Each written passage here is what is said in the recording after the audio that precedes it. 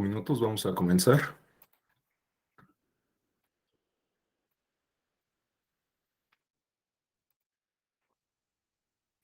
Bueno, en primer término me presento, soy Rafael Caballero Álvarez, profesor investigador en la Escuela Judicial Electoral. Me da mucho gusto darles la bienvenida a esta sesión que forma parte del diplomado denominado La función administrativa electoral en las entidades federativas, en la cual abordaremos el tema de la consulta indígena.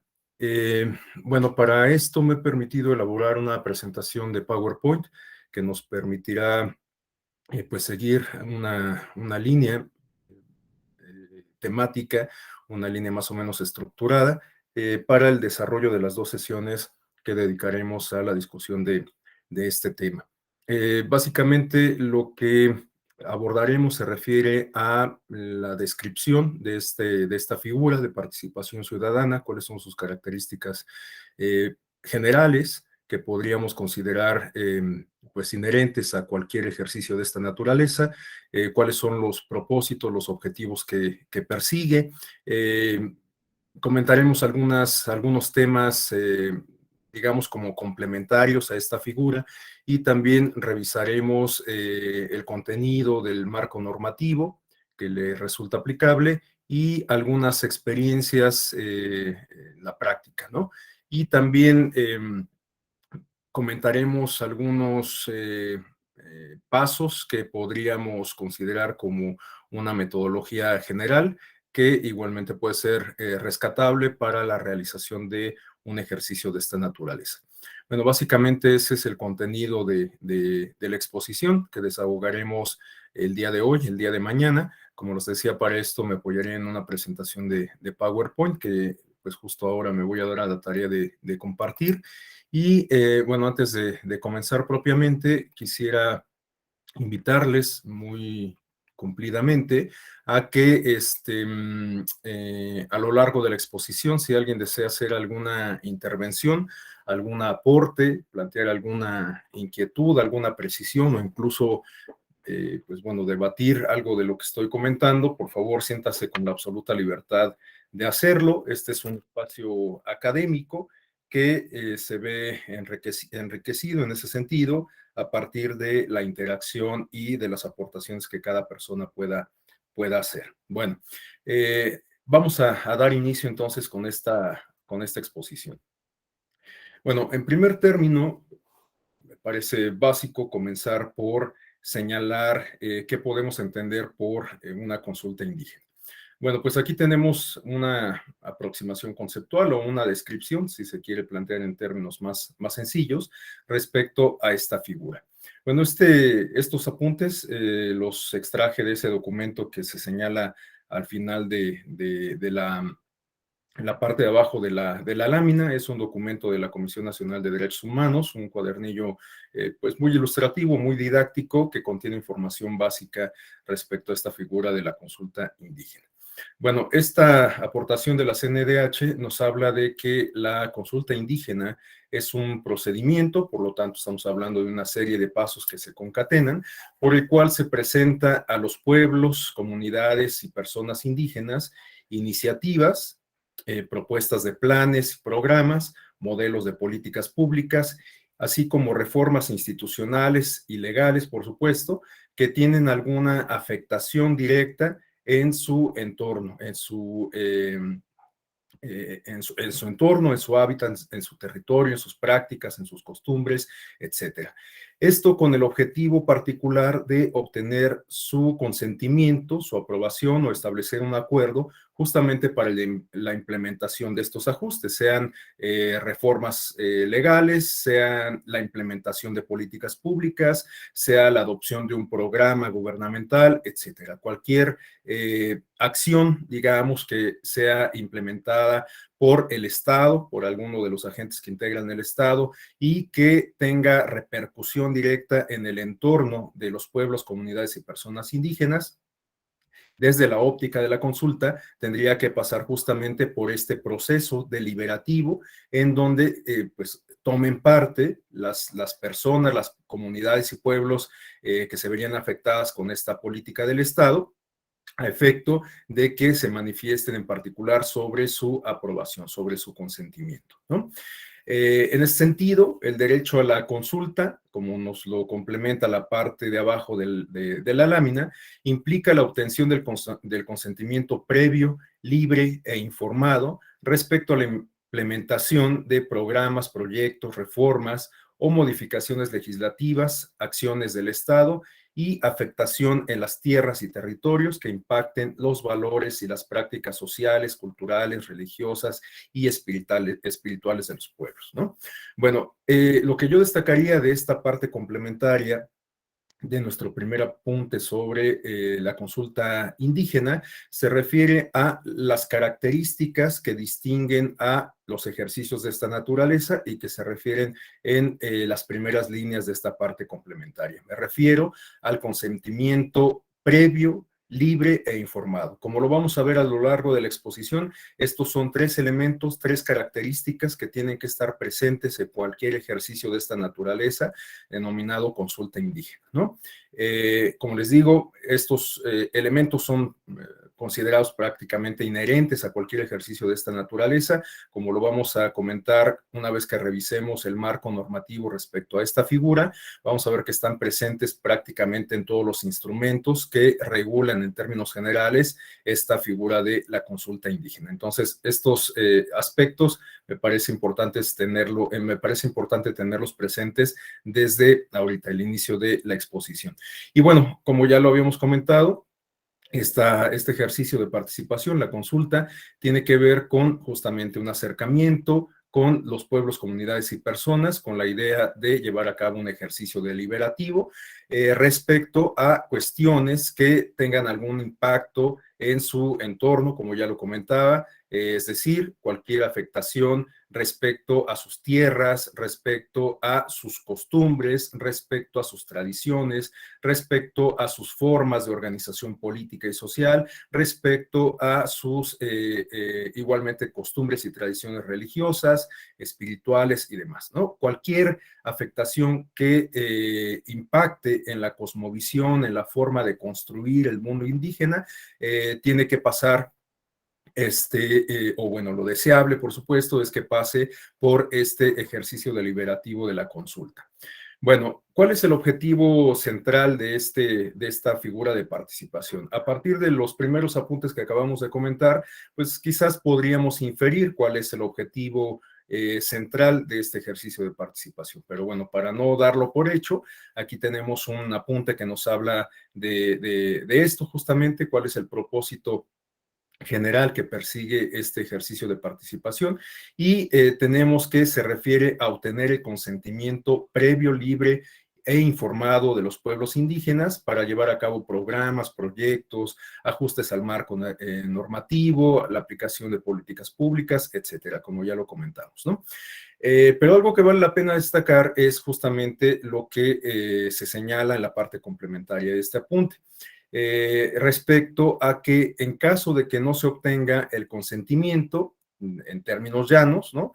Puede ser que se establezcan acuerdos que permitan realizar proyectos similares sin afectar las circunstancias propias de los pueblos, ya sea en el corto, mediano o largo plazo. Es decir, que el hecho de que se consulte la aplicación de una política pública, un ajuste institucional, cualquier medida de las que hemos señalado, bueno, el hecho de que se consulte no implica necesariamente que el pueblo, la comunidad o las personas indígenas otorguen al final su aceptación. Puede ser que justamente se lleve a cabo la consulta y que después de esto pues los pueblos y comunidades decidan no otorgar su consentimiento. Esta es una posibilidad y es algo que se debe tener muy presente porque, pues en realidad, si partimos de la premisa de que la consulta es un mero trámite burocrático para la aplicación de una política pública, pues estamos partiendo de un punto de vista equivocado. No tendría ninguna razón de ser que llevemos a cabo una consulta, que en este sentido sería vista, como les digo, como un trámite que tenemos que cumplir, y en realidad, pues no podríamos inscribirla, digamos, una democracia deliberativa, ¿no? Y por supuesto sería al final pues, una simulación, porque la decisión que adoptasen los pueblos, comunidades y personas indígenas, pues no tendría en realidad ninguna trascendencia si finalmente ya desde el inicio sabíamos que se iba a dar por aprobado el proyecto, la iniciativa, lo que fuese, ¿no? Entonces, el ejercicio consiste justamente, o el propósito que persigue, consiste justamente en obtener la aprobación para la aplicación de esa política pública, de esa acción, etcétera. Pero no necesariamente este propósito se cumple, ¿no? Les digo, si lo damos por hecho, pues en realidad lo convertimos el ejercicio en un mero trámite burocrático, ¿no?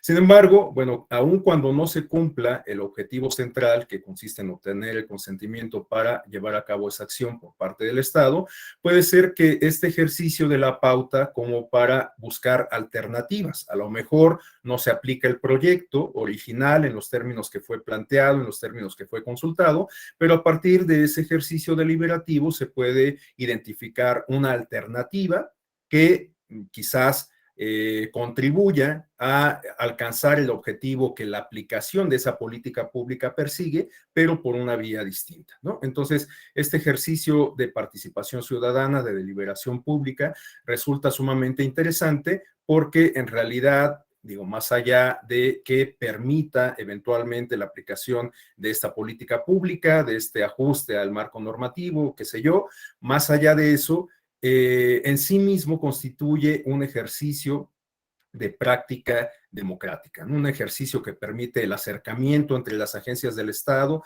y los ciudadanos, que en este caso están, ciudadanos y ciudadanas, que en este caso están representadas por el pueblo, por los pueblos y comunidades indígenas.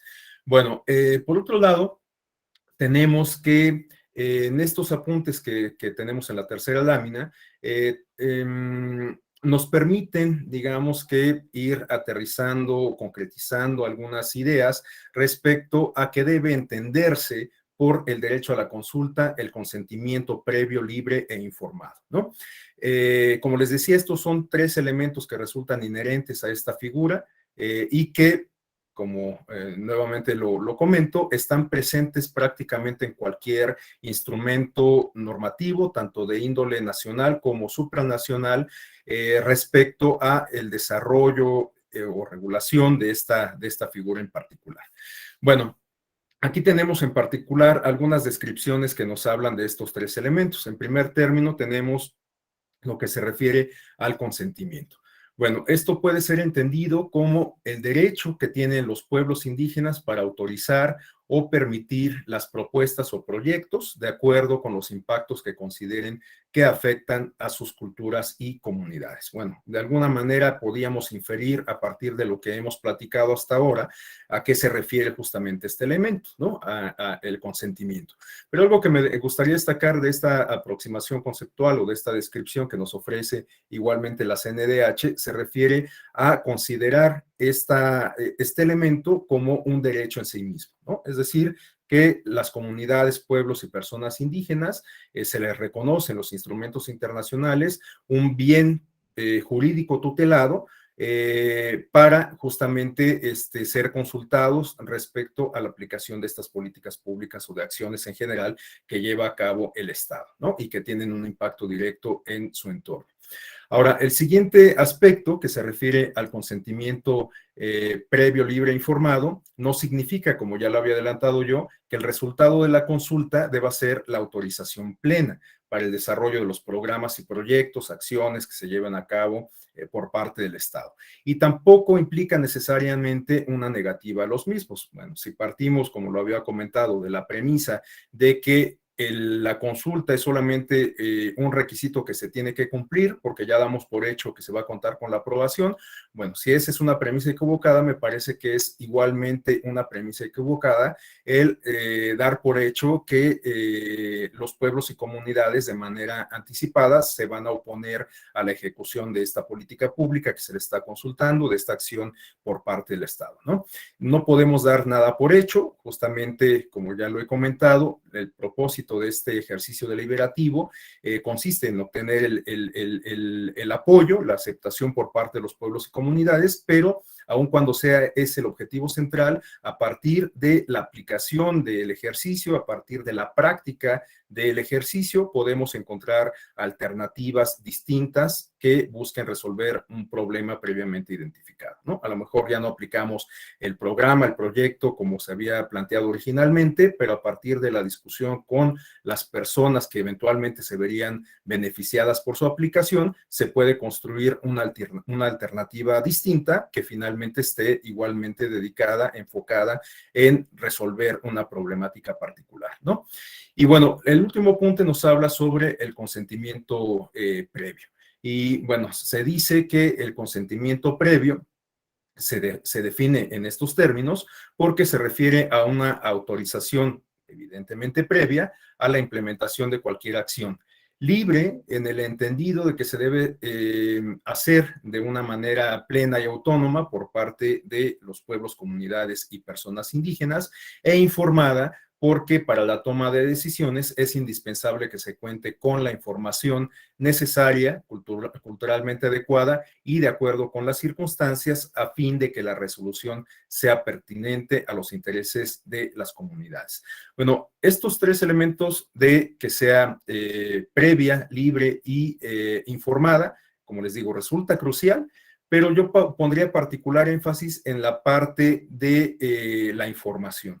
Me parece que el aspecto de la información resulta sumamente importante en la realización de este tipo de ejercicios, porque evidentemente las personas que forman parte de la comunidad que eventualmente participaría de una consulta indígena, en la medida en que tengan más elementos, en la medida en que tengan un bagaje de información más amplio, en la medida en que cuenten con un panorama mucho más amplio respecto a la aplicación del programa, política, etcétera, sus repercusiones, sus beneficios, etcétera. Bueno, en la medida que se cuente con todo ese cúmulo de información, estarán en posibilidades de discutir más ampliamente, de pues, incluso hacer un ejercicio de prospectiva respecto a las consecuencias, los efectos que tendría eventualmente la aplicación de un proyecto o una acción determinada,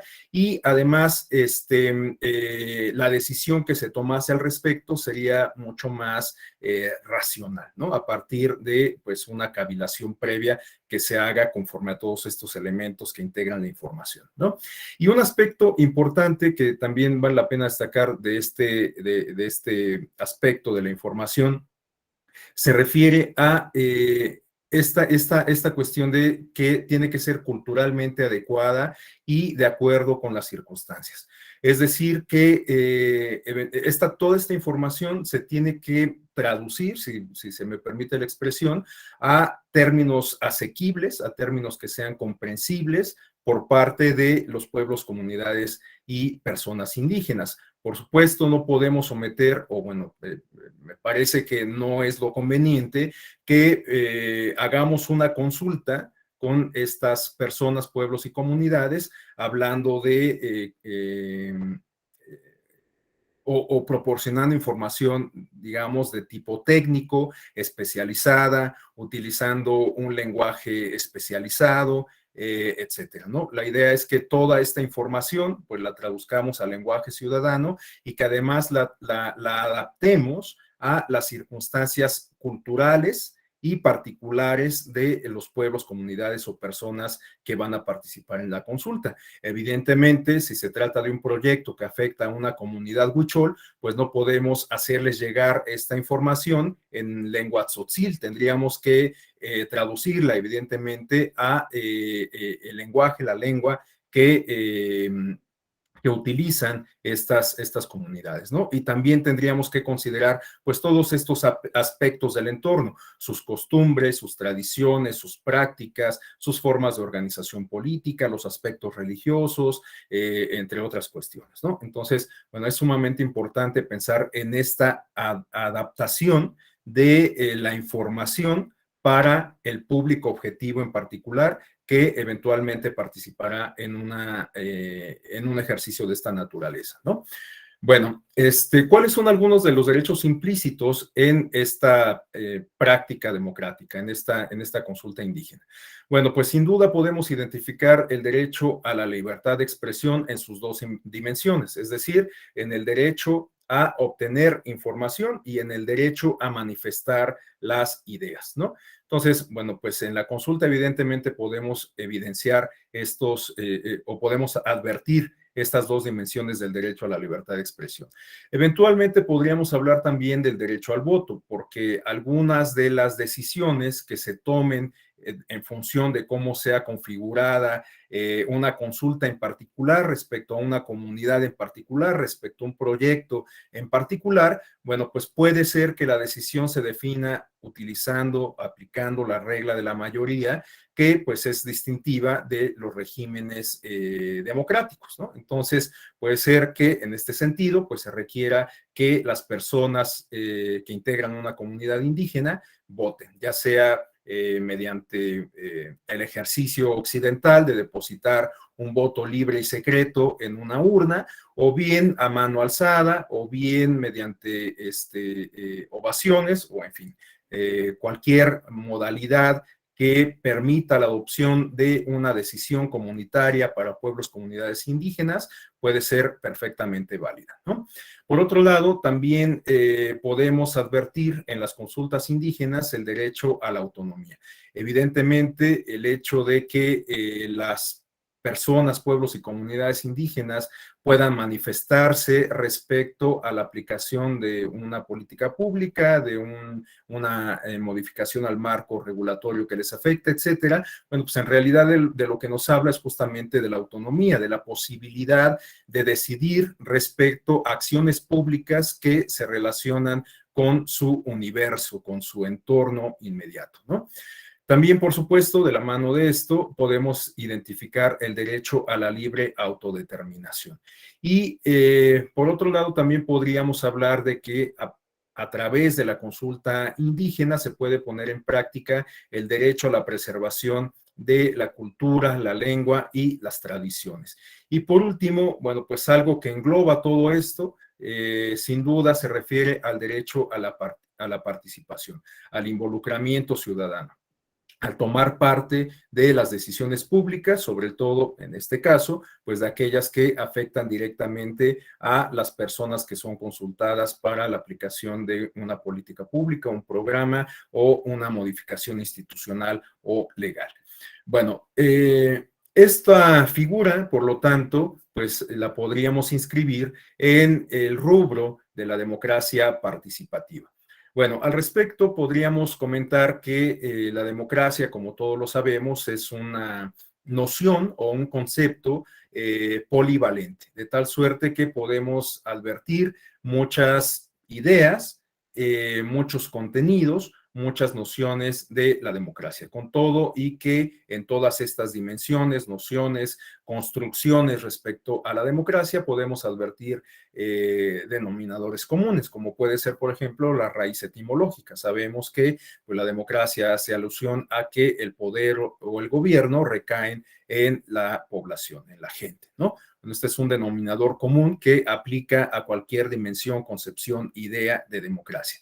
Pero en la medida en que vamos incluyendo, incorporando adjetivos a esta voz de la democracia, pues por supuesto que complejizamos más esa noción de la democracia. En este sentido, bueno, pues complejizamos la idea de democracia cuando hablamos de democracia participativa, de democracia deliberativa, de democracia electoral, de democracia formal, que bueno, es un equivalente de la democracia electoral, bueno, electoral y formal son concebidas como sinónimos, etcétera, ¿no? Bueno, en este caso, estamos hablando, cuando hacemos alusión a la consulta indígena, de una manifestación que podemos inscribir, como lo decía, en la democracia participativa. Hoy en día sabemos que la mayoría de las democracias occidentales, de las democracias modernas, son sustancialmente representativas. ¿Esto qué implica? Pues que las poblaciones o quienes integran las poblaciones del mundo se ponen de acuerdo para designar representantes mediante el ejercicio de un derecho político que es el derecho al voto, ¿no? En este sentido, pues sabemos que mediante el voto designamos representantes que toman decisiones por la mayoría en beneficio de la comunidad entera, y también mediante el ejercicio del derecho al voto designamos gobernantes que se encargan justamente del ejercicio de poder y de la administración pública. Bueno, este es el distintivo de las democracias modernas, pero aun cuando las democracias hoy por hoy sean sustancialmente representativas, esto no cancela la posibilidad de que esta dimensión de la democracia se complemente de otras dimensiones de la democracia, como puede ser la democracia social o la democracia participativa. La democracia participativa, entre otras cuestiones, implica la incorporación de mecanismos de participación ciudadana directa en donde la ciudadanía tiene la posibilidad justamente de tomar parte de la discusión de los asuntos públicos y de la toma de decisiones sobre ciertos asuntos particulares igualmente de índole pública, ¿no? Es decir, que en este caso, mediante estas figuras, mediante estas construcciones de participación política, podemos asumir ciertas responsabilidades respecto a la toma de algunas decisiones públicas. No la toman los representantes, por lo menos no exclusivamente, sino que toda la ciudadanía tiene posibilidad de participar en la toma de decisión. Bueno, esta democracia participativa, como les digo, funciona sustancialmente a través de ciertas figuras, lo que conocemos como los mecanismos de participación ciudadana o mecanismos mecanismos de democracia directa o semidirecta. Y a su vez, estos mecanismos los podemos clasificar en dos grandes rubros, los que son, digamos, de naturaleza comicial y los que son de tipo deliberativo.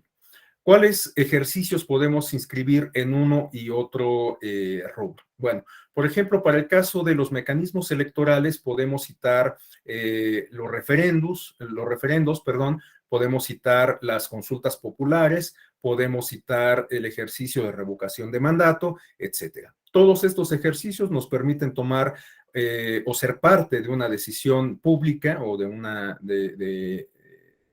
decisión pública que se va a definir a partir de un ejercicio bastante similar a las elecciones, ¿no? Por la regla de la mayoría, en donde todos acudimos a las urnas y manifestamos la voluntad popular.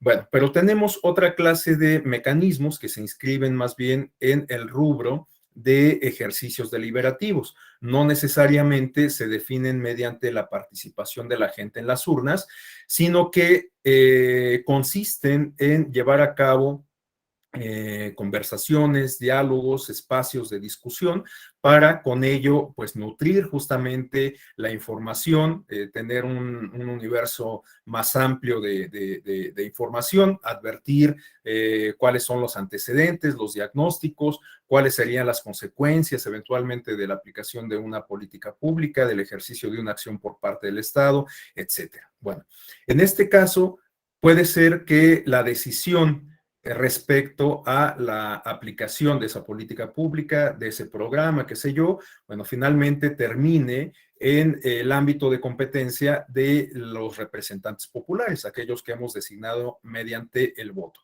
Pero el hecho de que podamos participar en la discusión en torno a esa política pública, a esa acción de gobierno, pues por supuesto que permite a los representantes populares contar con más elementos para la toma de decisión. ¿Cuáles son algunos de los mecanismos de participación ciudadana que podemos inscribir en este rubro?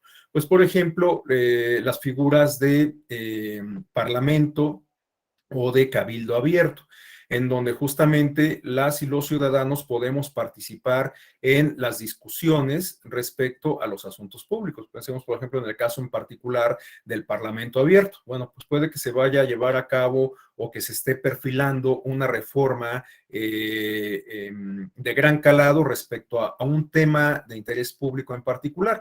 Para el caso mexicano, apenas hace una semana se concluyó un ejercicio de parlamento abierto en torno a una eventual reforma energética, ¿no?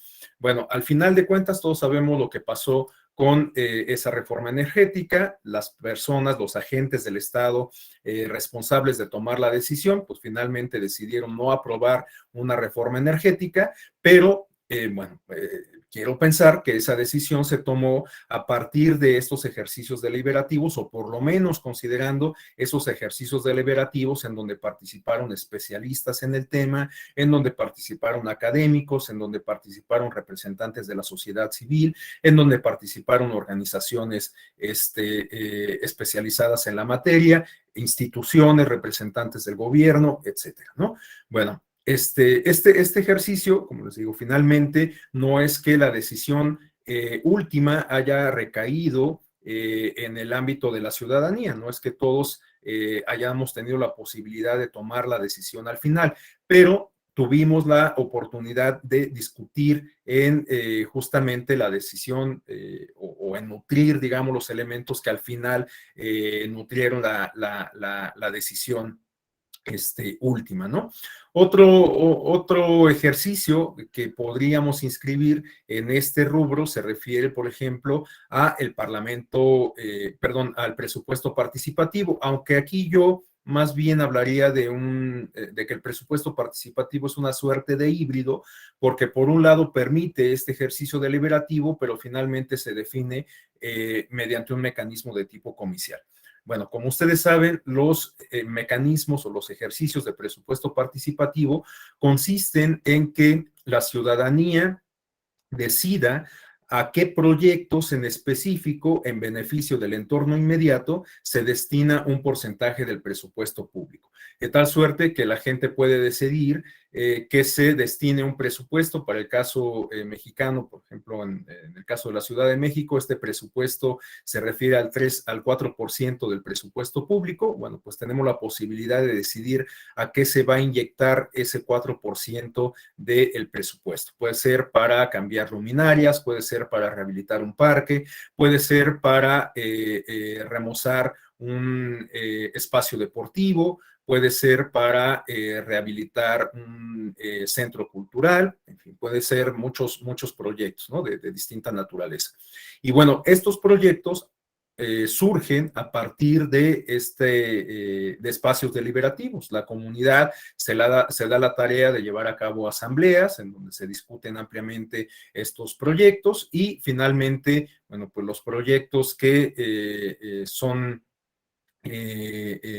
decididos a partir de estos proyectos, de estos ejercicios deliberativos, se someten a la votación de la mayoría. Y finalmente la decisión se toma justamente con el involucramiento de la mayoría de la comunidad, es decir, mediante el ejercicio del derecho al voto. Entonces, el presupuesto participativo, yo me atrevería a decir que se trata de un mecanismo híbrido que por un lado permite estas prácticas deliberativas, pero que al final permiten que la decisión se tome aplicando la regla de la mayoría, lo cual permite el involucramiento de toda la ciudadanía que desee formar parte de ese proyecto, ¿no?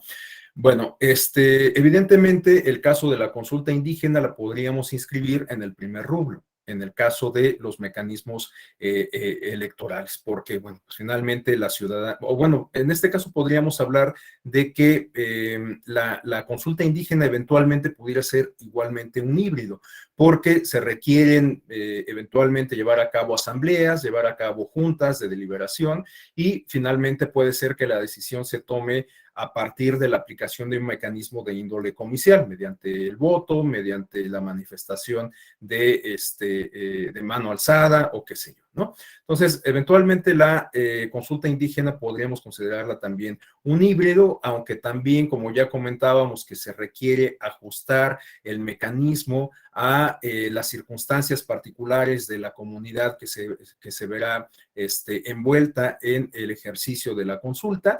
Bueno, pues puede ser que el diseño institucional adquiera distintos matices, ¿no? Bueno, algo que me pareció conveniente comentar en la exposición que estamos llevando a cabo se refiere a estos apuntes que nos hablan de la pedagogía del oprimido de Paulo Freire. No, la verdad es que es un tema que traigo muy presente porque la semana pasada tuve la oportunidad de dar una charla respecto a este tema de la pedagogía del oprimido de Paulo Freire. Bueno, para quien no esté familiarizado con el tema, habrá que comentar que Paulo Freire es uno de los autores más reputados de las ciencias de la educación, un pedagogo muy reconocido de origen brasileño, que planteó en su corriente de pensamiento esta teoría de la pedagogía del oprimido. Bueno, me pareció conveniente traerlo a cuento porque me parece que guarda mucha relación con el tema que estamos planteando sobre la consulta indígena. Paulo Freire parte de la premisa de que existe una constante pugna entre dos grandes estructuras de las sociedades que se refieren a una que es opresora y otra que es oprimida, ¿no? Este esquema está muy influenciado por el pensamiento, muy influenciado por el pensamiento marxista, que, bueno, pues todos sabemos que, entre otras cuestiones, plantea justamente la explotación del hombre por el hombre, en donde, pues, una clase es oprimida, la clase proletaria, por otra clase favorecida que es la burguesía, ¿no? Bueno, estos esquemas marxistas son adoptados por Freire y reconoce que hay una clase oprimida y una clase opresora, como les comento, ¿no? Freire nos habla de que esta relación, esta tensión que se da entre ambos sectores es deshumanizante porque por un lado a la clase desposeída se le coloca en una posición casi de objeto, mientras que por el caso, por lo que se refiere a la clase opresora, esta es igualmente deshumanizada porque renuncia a ciertos valores que se supone deberían de ser universales, ¿no?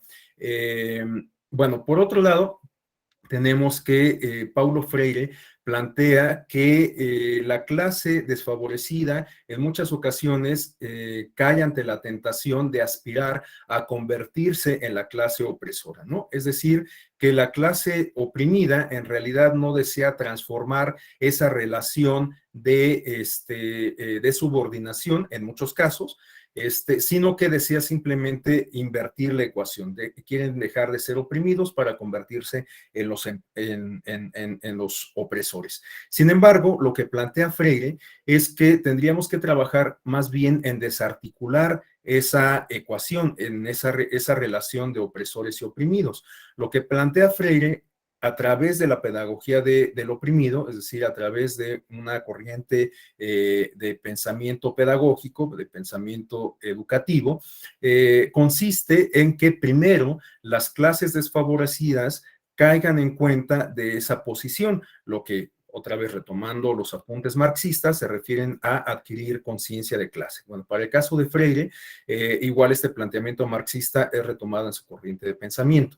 Y bueno, ese sería, digamos, como el primer paso de la pedagogía del oprimido, que las clases desfavorecidas caigan en cuenta de esta relación de subordinación, pero no sería el objetivo final. El objetivo final consiste, según lo planteado por Freire, en modificar esa relación de subordinación.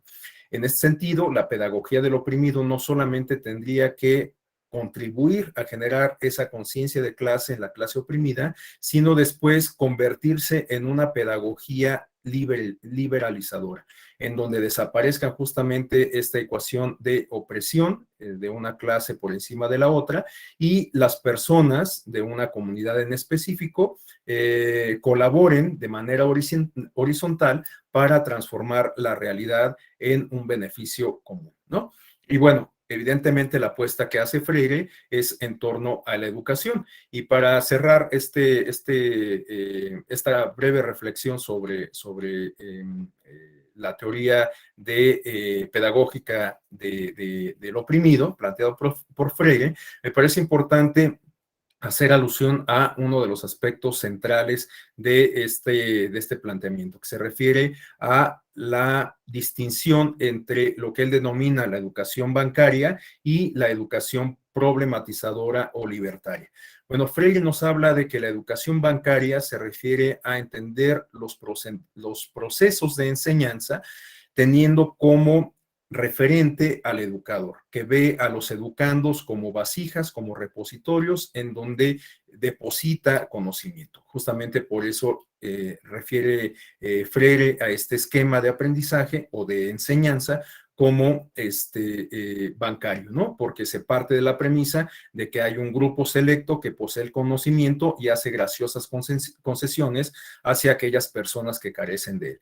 Bueno, este esquema de enseñanza es diseñado por Freire y plantea como alternativa al mismo los procesos de educación libertaria, en donde se parte de la premisa de que no hay un solo sector o una sola persona que sea poseedora del conocimiento, sino que absolutamente todas las personas pueden contribuir a los procesos de aprendizaje.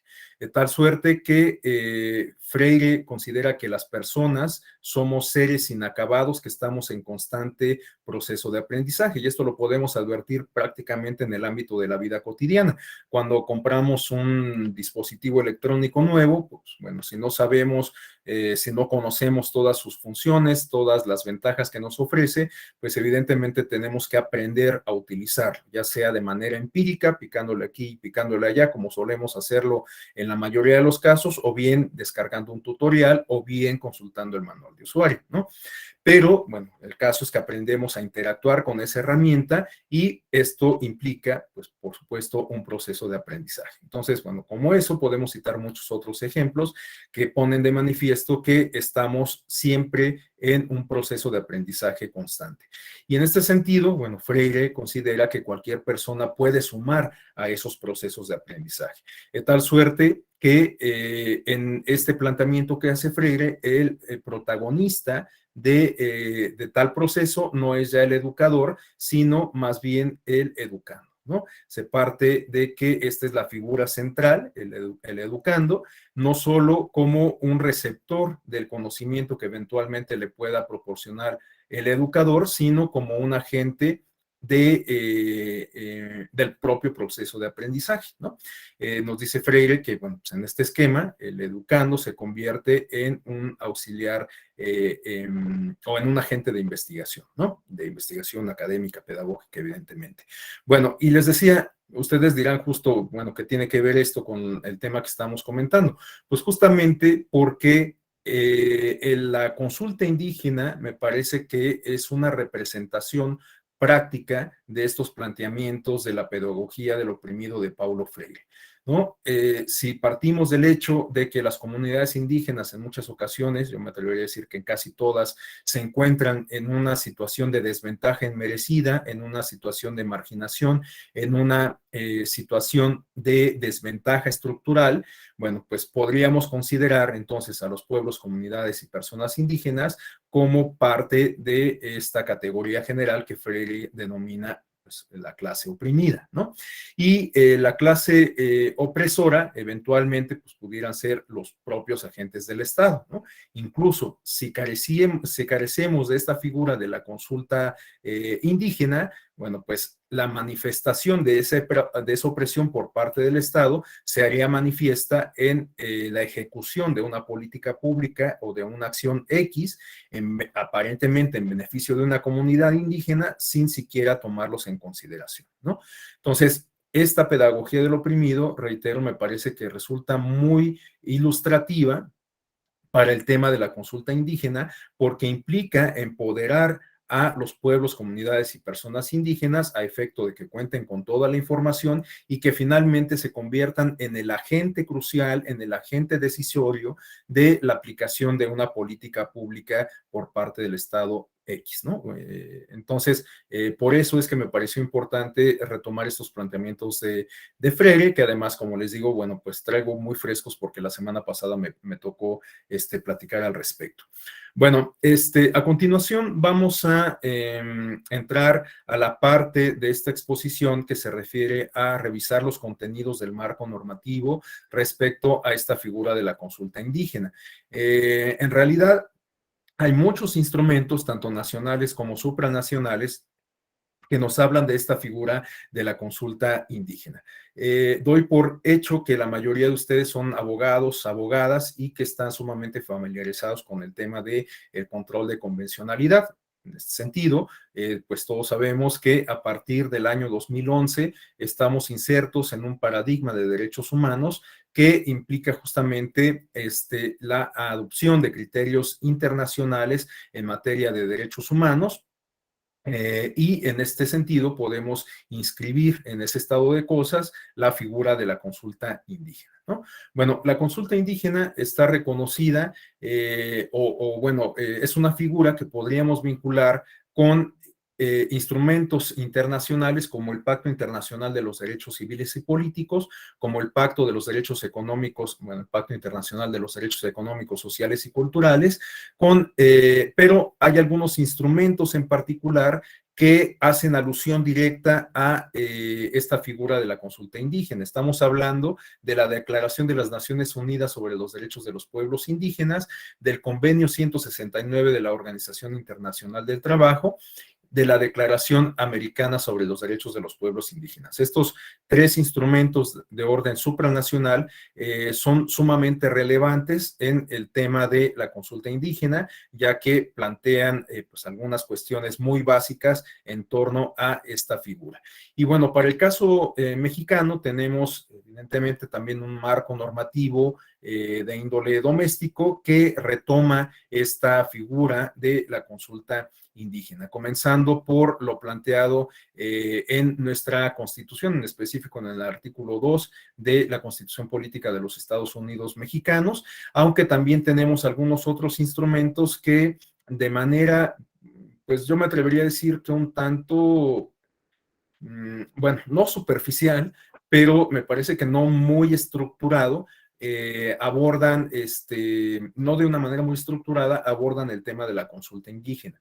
Aunque me parece importante destacar que en la actualidad se está discutiendo en el Senado de la República una iniciativa de ley respecto a la consulta indígena, con lo cual tendríamos un instrumento que regula de manera muy específica y precisa este mecanismo de participación ciudadana propio de las comunidades, pueblos y personas indígenas. Bueno, una iniciativa que, como les digo, ya pasó por la Cámara Baja y actualmente está en discusión en el Senado de la República. De hecho, bueno, vamos a comentar algunas cuestiones sobre esa iniciativa, que si bien pues no se trata en ese sentido de una ley vigente todavía, bueno, pues nos permite a partir de esos apuntes que vamos a comentar, advertir pues cuál sería el horizonte que se busca transitar mediante la aplicación de esta ley, ¿no? En caso de que eventualmente sea aprobada. Y bueno, pues hay algunas otras leyes, como les decía, que de manera complementaria, a lo mejor no tan estructurada, no tan articulada, también nos permiten identificar algunos rasgos o identificar algunas cuestiones relacionadas con el tema de la consulta indígena. Estamos hablando de la ley del Instituto Nacional de los Pueblos Indígenas, la Ley Federal de Protección del Patrimonio Cultural de los Pueblos y Comunidades Indígenas y Afromexicanas y la Ley General de Derechos Lingüísticos de los Pueblos Indígenas. Y algo que también resulta muy importante destacar se refiere a que en el ámbito de las entidades federativas, pues hay muchos estados que también cuentan con alguna ley en particular en donde se regula esta figura de la consulta indígena. En particular, quizás convenga destacar el caso de Oaxaca, que como sabemos tiene muchas comunidades, pueblos indígenas en su territorio, aunque también es sabido por todos, por todas, que la presencia de los pueblos y comunidades indígenas es una realidad inherente a prácticamente cualquier entidad federativa. En cualquier estado de la República podemos observar asentamientos de pueblos y comunidades indígenas, incluida la Ciudad de México, ¿no? Sabemos que incluso la Ciudad de México tiene algunos ordenamientos específicos que se enfocan en regular la vida de los pueblos y comunidades indígenas, ¿no? Bueno, esta expresión de regular la vida es bastante laxa porque pues en realidad se tasan, se fijan, digamos, algunos aspectos generales, pero en realidad estos aspectos generales permiten justamente que digamos, se conserven las formas de organización política, social, económica, incluso cultural y demás de los pueblos y comunidades indígenas, ¿no? Bueno, entonces vamos a ir revisando algunos contenidos de este amplio marco jurídico que resulta aplicable para el caso mexicano. En este sentido, comenzaría por destacar lo señalado en el artículo primero del Pacto Internacional de los Derechos Civiles y Políticos, que si bien se refiere a un contenido un tanto abstracto, un tanto genérico, pues permite también permite vincular este contenido con el tema que estamos desarrollando de la consulta indígena, ¿no? En este sentido, se señala en este artículo primero que todos los pueblos tienen el derecho de libre determinación. Entonces, se reconoce en el primero de los artículos de este instrumento supranacional justamente el derecho a la autodeterminación, que como lo comentábamos desde el principio, es un componente sustantivo de la figura que estamos comentando, de la consulta indígena, ¿no? Bueno, como complemento de esto, en el numeral 3 del mismo artículo primero, se señala que los estados parte en el presente pacto, en el Pacto Internacional de Derechos Civiles y Políticos, deben promover el ejercicio del derecho de la libre determinación y respetar este derecho de conformidad con las disposiciones de la Carta de las Naciones Unidas. Bueno, como les digo, es un contenido, pues si se quiere, muy abstracto, pero que de alguna manera se vincula con la figura que estamos comentando. Caso similar ocurre con lo planteado en el artículo primero del Pacto de los Derechos Económicos, Sociales y Culturales. Bueno, en realidad, como podemos advertir, aquí se hace una réplica, básicamente en los mismos términos de lo planteado en el artículo primero del Pacto de Derechos sociales y políticos, ¿no? Pero en este caso podemos advertir que en el artículo 23 del Pacto de los Derechos Económicos, Sociales y Culturales se establece que el pacto, que los estados partes de este pacto convienen en que las medidas de orden internacional destinadas a asegurar el respeto de los derechos que se reconocen en el mismo, comprenden procedimientos tales como la conclusión de convenciones, la aprobación de recomendaciones, la prestación de asistencia técnica y la celebración de reuniones regionales y técnicas para efectuar consultas y realizar estudios organizadas en cooperación con los gobiernos interesados. Entonces, bueno, pues se trata también de un contenido un tanto abstracto, pero que igualmente guarda relación con el tema que estamos discutiendo en relación o en función de que plantea que los estados los estados que suscriben este pacto, se comprometen a sumar esfuerzos que permitan justamente la realización de consultas, la realización de diagnósticos, para que se cumpla con el contenido genérico del propio pacto. Entonces, bueno, pues en realidad de lo que estamos hablando es de una asistencia internacional que eventualmente puede ser aplicada para el caso de la realización de consultas. Por eso me pareció importante incluir este contenido. Pero bueno, sin duda, los instrumentos supranacionales que hablan de manera explícita de la figura de las consultas indígenas, pues se refieren a aquellos que de manera general abordan la temática del indigenismo, ¿no? De la multiculturalidad en el mundo. Entonces, en este sentido, comenzaríamos por mencionar la Declaración de las Naciones Unidas sobre los Derechos de los Pueblos Indígenas. Como podemos advertir, pues aquí ya hay un conjunto más amplio de artículos que se vinculan, que se relacionan con la figura que estamos discutiendo. Comenzaríamos por señalar el contenido del artículo 19, en donde se establece que los estados celebrarán consultas y cooperarán de buena fe con los pueblos indígenas interesadas por medio de sus instituciones representativas antes de adoptar y aplicar medidas legislativas o administrativas que les afecten a fin de obtener su consentimiento libre, previo e informado, ¿no? Bueno, pues aquí se hace explícito se hacen explícitas estas características que distinguen a la figura de la consulta indígena. Asimismo, en el artículo 30, numeral 2, se establece que los estados deben celebrar consultas eficaces con los pueblos indígenas por los procedimientos apropiados y en particular por medio de sus instituciones representativas, perdón, antes de utilizar sus tierras o territorios para actividades militares. Bueno, este es un aspecto que me parece muy importante de destacar, ya que, bueno, pues si cualquier decisión por parte del Estado tiene que ser idealmente consultada con los pueblos y comunidades indígenas respecto a proyectos o acciones que se relacionen con ellos. Bueno, pues en este caso, la ocupación, la utilización de un territorio indígena para actividades militares, pues sin duda tendría que pasar obligadamente por el consentimiento de estas poblaciones y comunidades, ¿no? Desafortunadamente, pues no siempre esto ocurre así. Sabemos que pues hay muchos casos muy críticos, muy cuestionables, en algunas ocasiones lamentables, del asentamiento bueno, asentamientos militares, ¿no? En pueblos y comunidades indígenas. Esto en algunas ocasiones incluso obliga a los pueblos y comunidades a ser objeto de desplazamientos forzados, ¿no? Y bueno, pues también sabemos que estos desplazamientos forzados pueden darse por motivos de violencia de grupos paramilitares, de guerrillas y demás.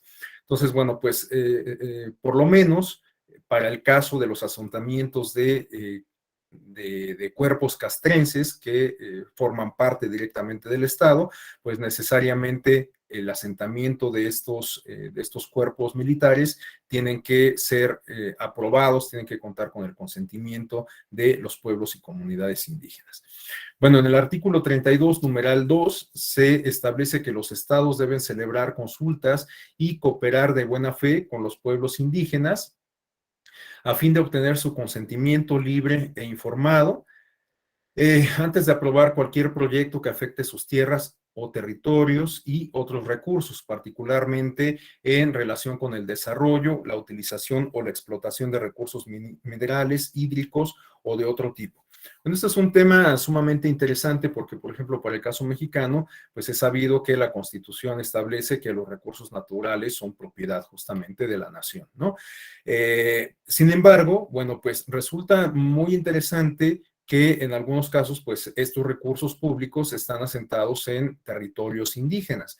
Entonces, es sumamente interesante resolver ahí la contradicción que se establece entre lo que establece la Constitución, lo que dicta la Constitución sobre la propiedad del patrimonio natural y estas cuestiones, digamos, que se relacionan con la protección de los derechos y de los entornos de los pueblos y comunidades indígenas. Entonces, pues una forma de conciliar justamente estos dos aspectos es a través de la consulta.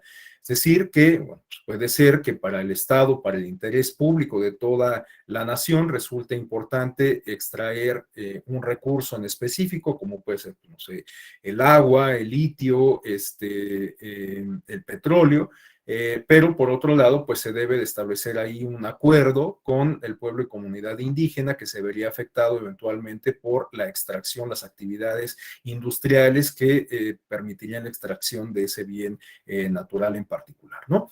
Bueno, pues en ese caso, una forma de resolver la tensión entre ambas cuestiones estriba justamente en la realización de una consulta. A lo mejor el proyecto que plantea originalmente el Estado para la extracción de ese mineral, de ese recurso en particular, pues no es aprobado en sus términos por la consulta, por la comunidad, pero a partir del desarrollo de la consulta, como lo comentábamos desde el inicio, se puede plantear alguna alternativa que haga compatibles las dos cuestiones en pugna, ¿no? Bueno, por otro lado tenemos lo que dispone el artículo 36 en el numeral 1, en donde se señala que los pueblos indígenas, en particular los que están divididos por fronteras internacionales, tienen derecho a mantener y desarrollar los contactos, relaciones y cooperación, incluidas las actividades de carácter espiritual, cultural, político, económico, social, con sus propios miembros, así como con los de otros pueblos a través de las fronteras. En un supuesto de esta naturaleza, en donde haya asentamientos de pueblos y comunidades indígenas en las zonas limítrofes entre los estados partes, bueno, pues justamente se establece que estos estados deben de realizar consultas en cooperación con los pueblos indígenas a fin de adoptar de manera conjunta las medidas que resulten más eficaces para asegurar el ejercicio de los derechos que se reconocen justamente en este instrumento internacional, ¿no? Entonces, el hecho de que se trace o de que exista una frontera política que divida en esos términos políticos y geográficos un asentamiento, un pueblo, una comunidad indígena, bueno, eso no obliga necesariamente a que haya una escisión de esa comunidad en particular, sino todo lo contrario. En ese caso, en un supuesto de esta naturaleza, más bien los estados que se ven involucrados en ese entrecruce de la comunidad indígena tendrían que asumir ciertas responsabilidades para garantizar pues justamente la preservación del patrimonio cultural, lingüístico, territorial, religioso, etcétera, de ese asentamiento indígena, ¿no? Evidentemente, todo esto se tendría que hacer con el involucramiento de la propia comunidad afectada, ¿no? No se podrían, o bueno, lo ideal no es que se tomen decisiones de gabinete de manera unilateral por uno y otro estado, sin tomar en consideración a la población que se ve afectada por esa circunstancia de compartir una misma frontera, ¿no? Bueno, por otro lado tenemos lo dispuesto en el artículo 38 de esta declaración, que se refiere a que los estados en consulta y cooperación con los pueblos indígenas deben de adoptar las medidas apropiadas, incluidas las legislativas, para alcanzar los fines de la propia declaración. Entonces, bueno, este artículo 38 de lo que nos habla es de, en abstracto, que los estados deben de involucrar a los pueblos y comunidades indígenas en todas las acciones, medidas que les afecten de manera directa. Bueno, a continuación tenemos los contenidos que se refieren a la Declaración Americana sobre los Derechos de los Pueblos Indígenas. Bueno, en este caso, la forma que me pareció más adecuada para abordar estos contenidos, porque son un poco más extensos, consiste en la elaboración de una tabla. En esta tabla podemos advertir del lado izquierdo cuál es el artículo en donde se identifica el contenido y este aparece en el lado derecho de la tabla, ¿no? En este sentido, tenemos que en el artículo 18, numeral 4, se establece que los pueblos indígenas tienen derecho a utilizar discriminación, todas las instituciones y servicios de salud y atención médica accesible en general, y algo que resulta sumamente interesante es que los estados tienen que consultar a los pueblos indígenas respecto a los servicios médicos y sanitarios que se prevean en su beneficio, ¿no? Es decir, que este contenido, esta disposición resulta muy relevante porque incluso en estas cuestiones que tienen que ver con el desarrollo de proyectos que busquen garantizar el ejercicio del derecho a la salud de quienes integran los pueblos y comunidades indígenas, con todo y que está revestido de un carácter técnico, especializado, tecnocrático, pues con todo y eso es importante que se consulte igualmente a los pueblos y comunidades indígenas. Esto considerando justamente la cosmovisión del mundo indígena. Puede ser que algunas prácticas que justamente estén, o bueno, prácticas, proyectos, políticas que estén destinadas a garantizar el derecho a la salud de los pueblos y comunidades indígenas, pues se contrapongan por lo menos en un primer momento a la cosmovisión del mundo indígena. Pensemos, por ejemplo, en lo que se refiere a la vacunación, ¿no? O a las transfusiones de sangre, o a la interrupción legal del embarazo, o a bueno, la vacunación ya la había mencionado. Entonces, todas estas cuestiones eventualmente pueden tener alguna implicación en términos culturales, religiosos, de idiosincrasia de los pueblos y comunidades indígenas. Entonces, puede ser que en primera instancia, bueno, pues la aplicación de una política pública de salud sea rechazada por los pueblos y comunidades indígenas. Eso implica entonces que el Estado tendría que renunciar a los esfuerzos para garantizar ese derecho a la salud de los pueblos, comunidades y personas indígenas, pues por supuesto que no. Lo que implica, en todo caso, pues es justamente la necesidad de redoblar esfuerzos para establecer un acuerdo que permita cumplir al Estado con su obligación de garantizar este derecho a la salud y, por otro lado, pues hacer compatible esa función del Estado con la cosmovisión del mundo indígena. Y una figura que permitiría hacer compatible estas dos cuestiones en pugna, pues es justamente la consulta, ¿no?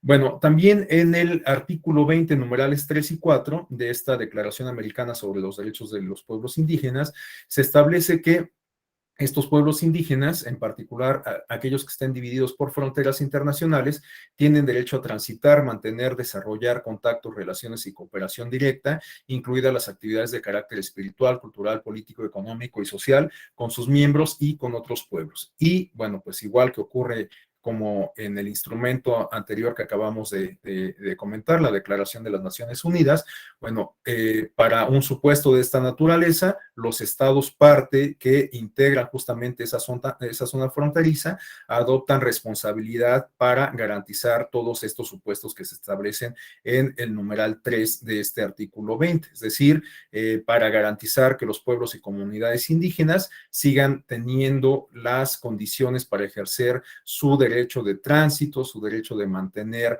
y desarrollar contactos, de establecer relaciones directas de cooperación entre todos sus integrantes, sin que esta frontera política implique una limitante para cumplir con ello, ¿no?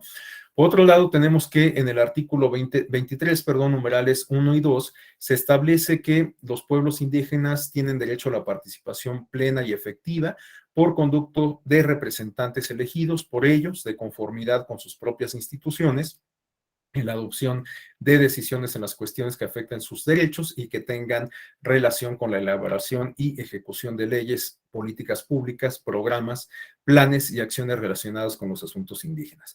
Lo que yo destacaría es justamente que se hace explícito este derecho a la participación política de manera plena y efectiva. Entonces, este me parece un elemento crucial porque no solamente se enuncia el derecho a la participación, sino que se incorporan dos elementos que resultan muy importantes, inherentes a este derecho a la participación. El que sea plena y el que sea efectiva esta participación.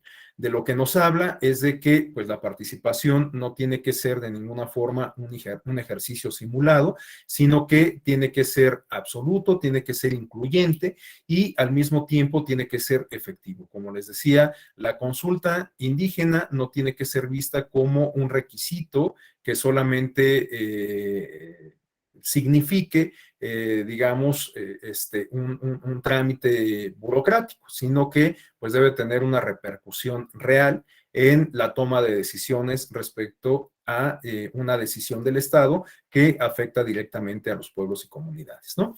Bueno, entonces para hacer realidad este derecho a la participación de los pueblos y comunidades indígenas, se establece en el numeral 2 de este mismo artículo 23 que los estados deben celebrar consultas y cooperar de buena fe con los pueblos indígenas interesados por medio de sus instituciones representativas antes de adoptar y aplicar medidas legislativas o administrativas que les afecten a fin de obtener el consentimiento, que como ya lo comentamos desde el inicio, tiene que ser libre, previo e informado.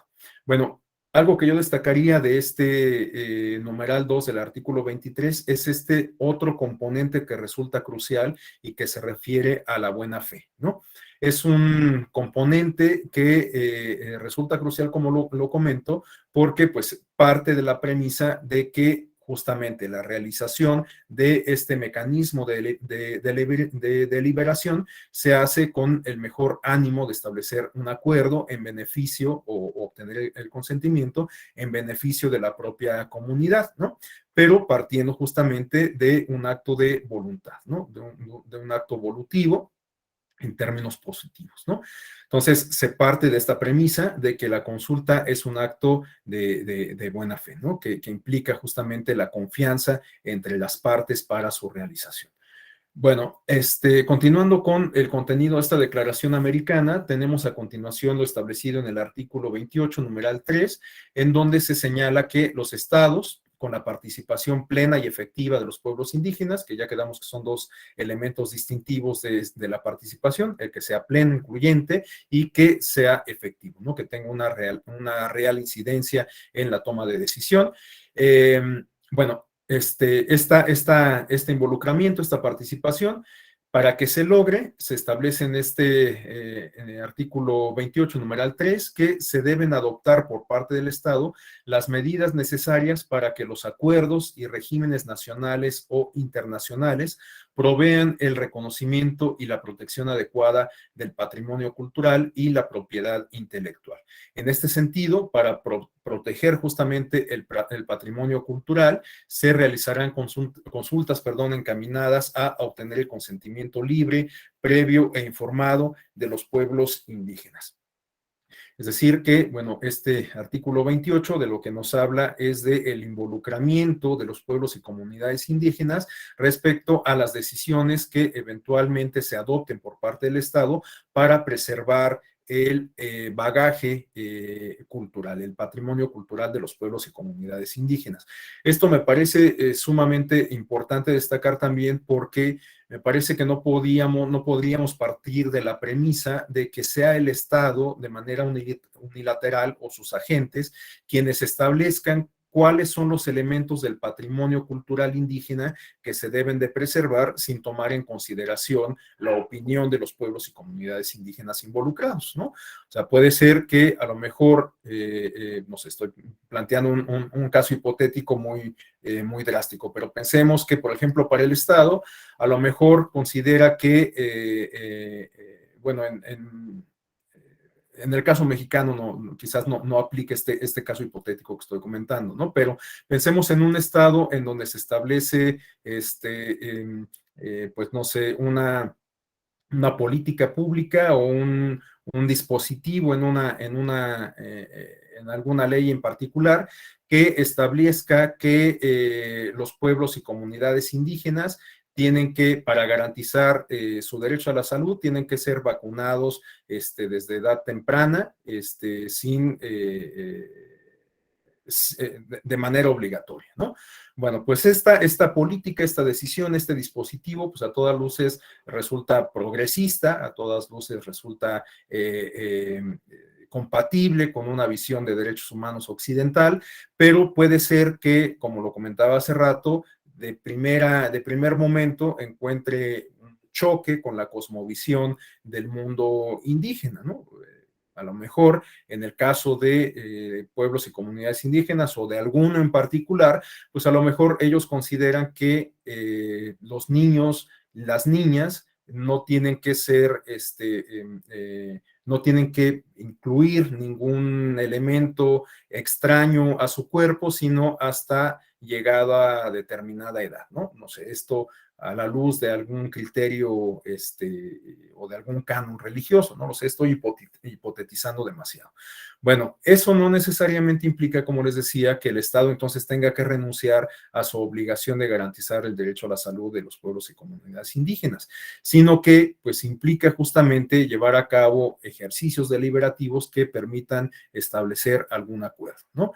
En este sentido, como ya lo veíamos desde hace rato, incluso estas políticas sanitarias, estas acciones de salud, pues también tienen que contar con la participación de los pueblos y comunidades indígenas para que el Estado pueda cumplir con sus obligaciones, ¿no?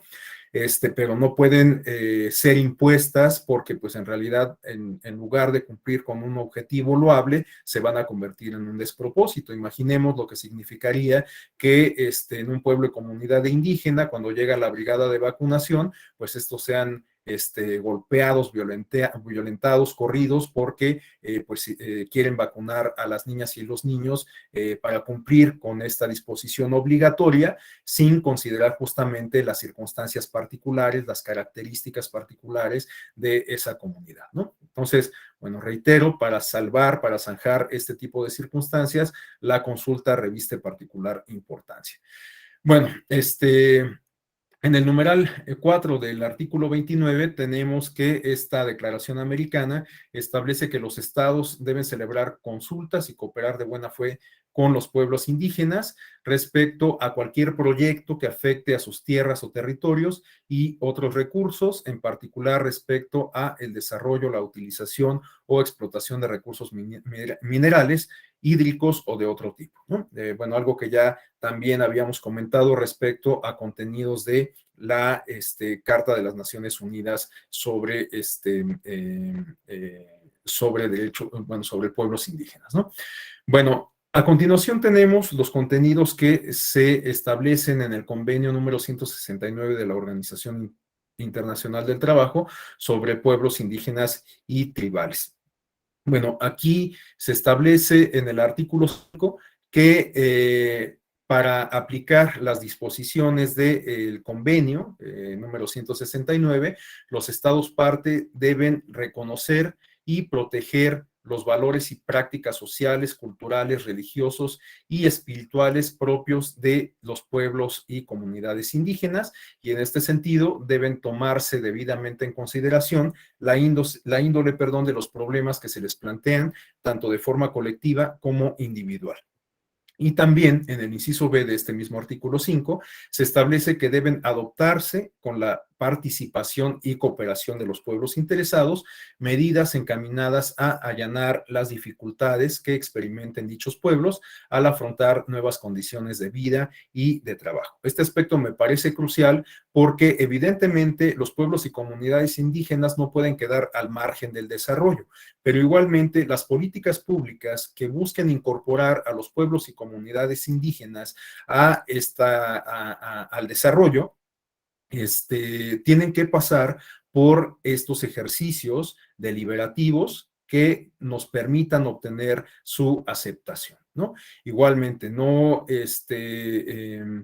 podemos partir de la premisa de que como una política pública va a beneficiar al pueblo y comunidad indígena, pues no importa que tengamos objeción de este público objetivo respecto a la aplicación de la política pública o programa. Evidentemente tienen que pasar por la aprobación del público objetivo, ¿no?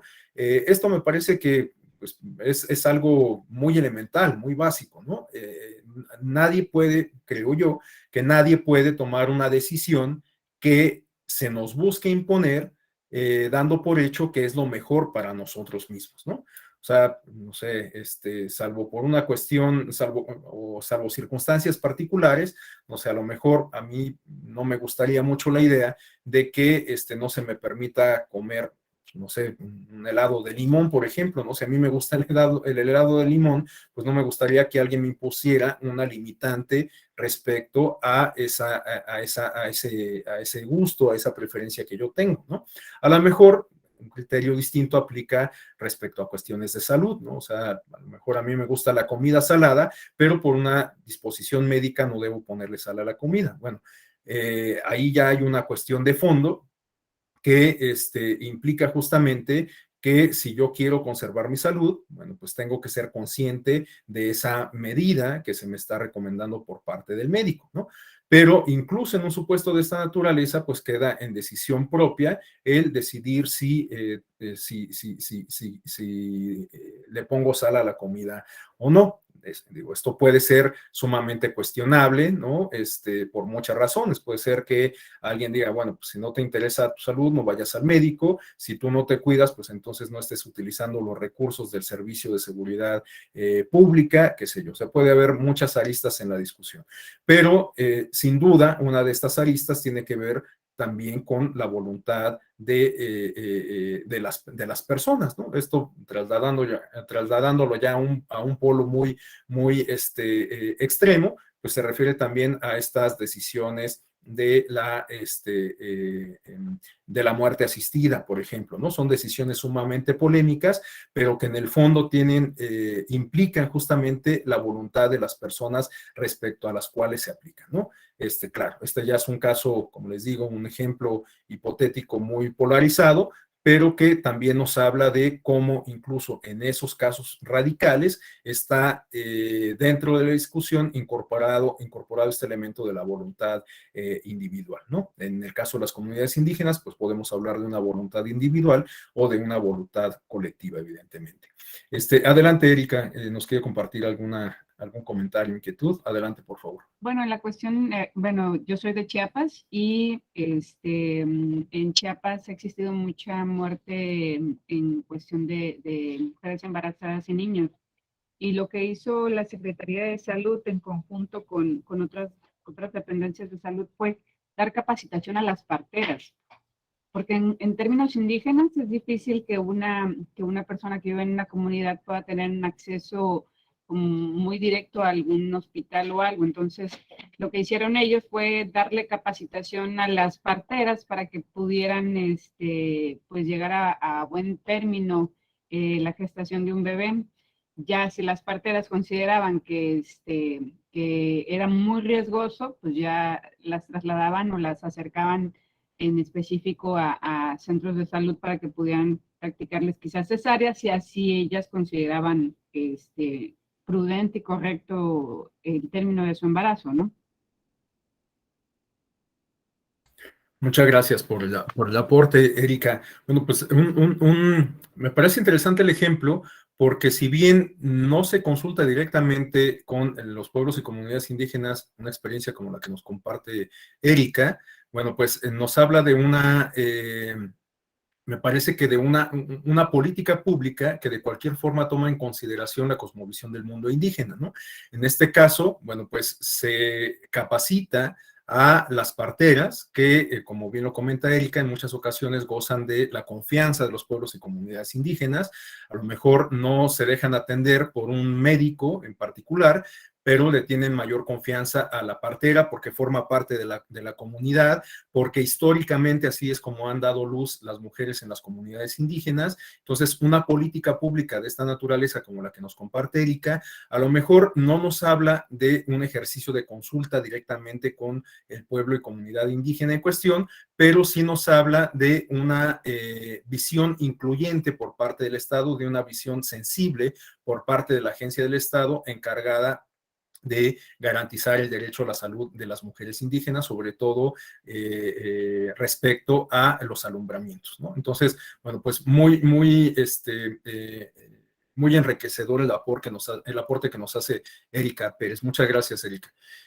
Bueno, continuamos con los otros contenidos del convenio número 169 de la OIT. En este sentido, tenemos en el artículo 6 que en el numeral 1 se establece que al aplicar las disposiciones del convenio, los gobiernos deben consultar a los pueblos interesados, mediante procedimientos apropiados y en particular a través de sus instituciones representativas cada vez que se prevean medidas legislativas o administrativas susceptibles de afectarles directamente. En el inciso B de este mismo numeral 1, artículo 6 del convenio 169, se establece que los gobiernos deben fijar los medios a través de los cuales los pueblos interesados puedan participar libremente, por lo menos en la misma medida que otros sectores de la población y a todos los niveles, en la adopción de decisiones en instituciones selectivas y organismos administrativos y de otra índole responsables de políticas y programas que les conciernan.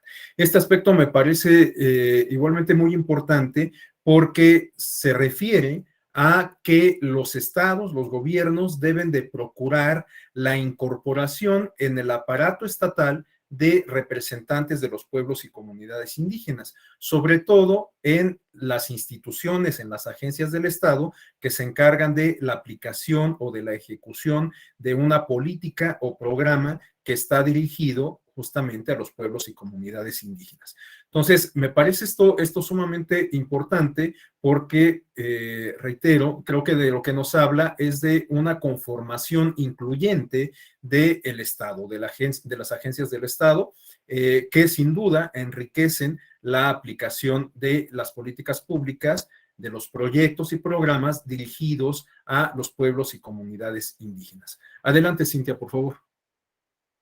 Gracias, buenos días. Bueno, yo quisiera hacer una pregunta y justamente acaba de tocar el tema de los representantes. ¿Qué debemos entender como los posibles participantes de una consulta indígena? Acabo de leer unos datos de la encuesta de cultura cívica en el que se dice que cada vez, bueno, que hay un retroceso, por ejemplo, de los hablantes de una lengua originaria indígena. En consecuencia, ¿qué debemos considerar para tomar en cuenta esta consulta, a los sujetos de esta consulta, pues para que este proceso, no sé, de determinación o se sigue, como en otros casos, un proceso de autodeterminación? ¿Qué procede en estas situaciones para determinar qué es un pueblo indígena? ¿Quiénes pertenecen a un pueblo indígena? Gracias, Cintia.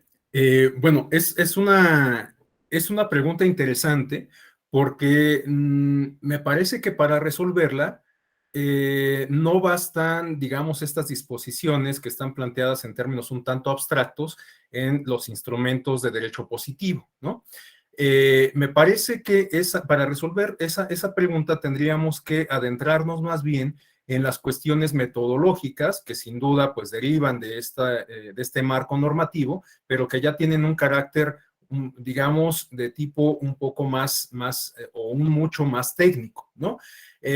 Porque evidentemente, de lo que nos habla la ley es de que tenemos que ajustar los métodos, tomar en consideración las prácticas, las circunstancias particulares, que tienen que ver con aspectos religiosos, de territorio, de tradiciones, etcétera. Pero todo esto está planteado como en términos abstractos. Pero ¿cómo vamos a aterrizar eso?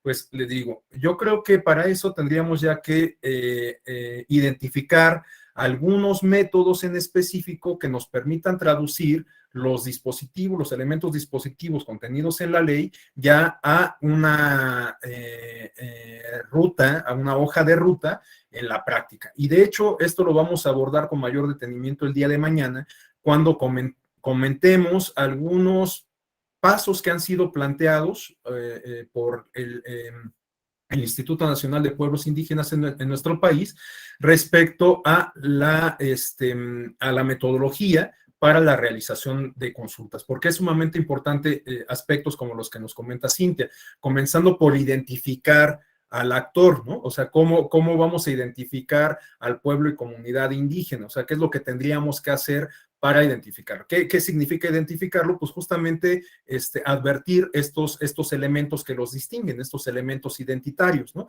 El territorio donde están asentados, la lengua que hablan, el número de integrantes, las formas de organización política, ¿no? Las cuestiones religiosas que tienen impacto en ello. Por ejemplo, sabemos que en el caso mexicano la figura del tequio es sumamente importante para la organización social y política, ¿no?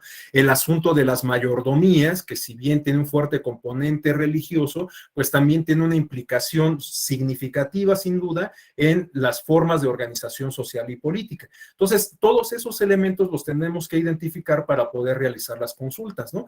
No podemos pensar, por ejemplo, en que se nos plantee desde la legislación que para realizar una consulta tenemos que llevar a cabo una asamblea regional, ¿no? Pues a lo mejor una asamblea regional, si se establece como un requisito en la ley este contenido, pues a lo mejor va a haber algunos casos en particular que no nos van a permitir realizar la consulta, ¿no? Porque el número de integrantes de la comunidad indígena, pues no es muy limitado, ¿no? No nos va a dar como para llevar a cabo una asamblea de tipo regional.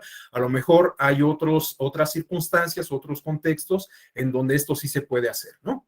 Pero les digo, eso tiene que ver, me parece que con una cuestión más de método, aunque lo cierto es que para el caso mexicano, como lo vamos a revisar el día de mañana con mayor detenimiento, me parece que resulta muy encomiable que a partir de métodos que se han planteado por instituciones como el Instituto Nacional de Pueblos Indígenas para el caso mexicano, han sido ya sistematizados, o por lo menos quiero creer que así está pasando, han sido sistematizados en esta iniciativa de ley de consulta para pueblos y comunidades indígenas y afromexicanas. Este aspecto de los afromexicanas me parece también muy significativo porque también implica visualizar a este otro sector poblacional que durante mucho tiempo pues parecía que ni siquiera figuraba en la composición pluricultural de nuestro país, ¿no? O sea, como si todo pudiera caber en el mundo mestizo o en el mundo indígena, ¿no? Los afrodescendientes pues también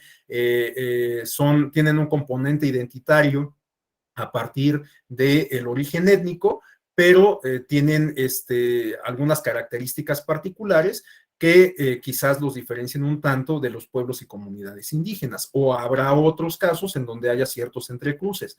Pero a mí me parece sumamente importante que el hecho de que esta iniciativa de ley haga explícito este sector poblacional de los afrodescendientes, bueno, pues visibiliza esta comunidad en particular. Me parece algo bastante relevante. Pero bueno, retomando el comentario de Cintia, les decía, el día de mañana vamos a revisar una propuesta en particular que nos habla del método, de cuáles son los pasos que se tendrían que seguir idealmente para la realización de una consulta, en el entendido, por supuesto, de que cada uno de estos pasos se puede ajustar o se debe ajustar a las circunstancias particulares, y también vamos a ver cómo la propuesta de regulación de la consulta indígena en nuestro país incorpora de alguna forma estos elementos metodológicos, ¿no? Entonces, esto también me parece sumamente significativo porque de lo que nos habla es de la sensibilidad del legislador para sistematizar la experiencia previa, ¿no? Pero les digo, esto lo vamos a revisar el día de mañana, o bueno, el día miércoles, en razón de que mañana no vamos a tener clase. Bueno, bueno, entonces vamos a retomar eso el miércoles. Bueno, para concluir con los apuntes de este contenido del artículo 6, tenemos que en el inciso C del numeral 1 de este mismo artículo se señala que los gobiernos deben establecer los medios para el pleno desarrollo de las instituciones e iniciativas de esos pueblos y, en los casos apropiados, proporcionar los recursos necesarios para ese fin. Y en el numeral 2 del mismo artículo 6 se establece que las consultas llevadas a cabo en aplicación con el convenio 169, deben efectuarse de buena fe. Nuevamente tenemos este componente que les digo que resulta también muy, muy importante, muy, muy significativo, y de una manera apropiada a las circunstancias, con la finalidad de llegar a un acuerdo o lograr el consentimiento acerca de las medidas propuestas. Bueno, continuando con el último contenido del artículo 7, bueno, el último contenido que nos interesa en razón de que se refiere a la figura de la consulta indígena, está incluido en el artículo 7 de este convenio 169 de la OIT. En el numeral 1 de este artículo se establece que los pueblos interesados deberán tener el derecho de decidir sus propias prioridades en lo que atañe al proceso de desarrollo, en la medida en que este afecte sus vidas, creencias, instituciones, todo esto que ya hemos venido comentando, ¿no? Incluido el bienestar espiritual y los territorios. Con el propósito, y de controlar en la medida de lo posible su propio desarrollo económico, social y cultural. Lo que yo destacaría de esto es que nuevamente se retoma el derecho a la autodeterminación, ¿no? De lo que nos habla es justamente, de lo que nos habla este contenido, es de la posibilidad de que los pueblos, comunidades y personas indígenas puedan controlar aquellas acciones que se relacionan con su desarrollo económico, social y cultural. Es decir, que lo ideal es que se dejen de lado estas propuestas, estos proyectos de gabinete, reitero, partiendo desde una visión, que parten de una visión, digamos, de superioridad, si se me permite la expresión, pensando que es lo mejor para los pueblos y comunidades indígenas, ¿no? Se decía que por eso me parecía que resultaba muy importante retomar los planteamientos de Freire, ¿no? Porque todas estas propuestas, proyectos de gabinete, pues en muchas ocasiones han estado condenadas al fracaso desde su gestación, justamente porque se desconoce la realidad de el contexto donde se van a aplicar, ¿no? Entonces, sin duda, para conocer mejor esta realidad es indispensable involucrar a los agentes que las construyen, a las personas que construyen esa realidad, ¿no? En este caso, pues a los pueblos, comunidades y personas indígenas. Bueno, tenemos también que en el numeral 2 del mismo artículo 7 se establece que el mejoramiento de las condiciones de vida y de trabajo y del nivel de salud y de educación de los pueblos interesados, con su participación y cooperación, deberá ser prioritario en los planes de desarrollo económico global de las regiones donde habitan. Bueno, este aspecto también me parece importante, va de la mano de lo que se señala en el numeral 1 del mismo artículo, el involucramiento de los pueblos y comunidades indígenas respecto a todas estas acciones que buscan insertarlos en la ruta del desarrollo, ¿no? Como lo vamos a ver el día de mañana en la iniciativa de ley en torno a esta figura para el ámbito doméstico, se incorpora o se establece un dispositivo respecto a hacer partícipes a los pueblos y comunidades indígenas en el diseño del Programa Nacional de Desarrollo. Algo que resulta, me parece que muy importante para el caso, bueno, para cualquier caso, pero en esta ocasión pues estamos hablando en particular del contexto mexicano. Me parece sumamente relevante que se establezca esto en la legislación, la posibilidad de que los pueblos y comunidades indígenas tomen parte de la configuración del Plan Nacional de Desarrollo, en particular respecto a las políticas, medidas y acciones que buscan justamente insertar en el desarrollo a estos pueblos y comunidades.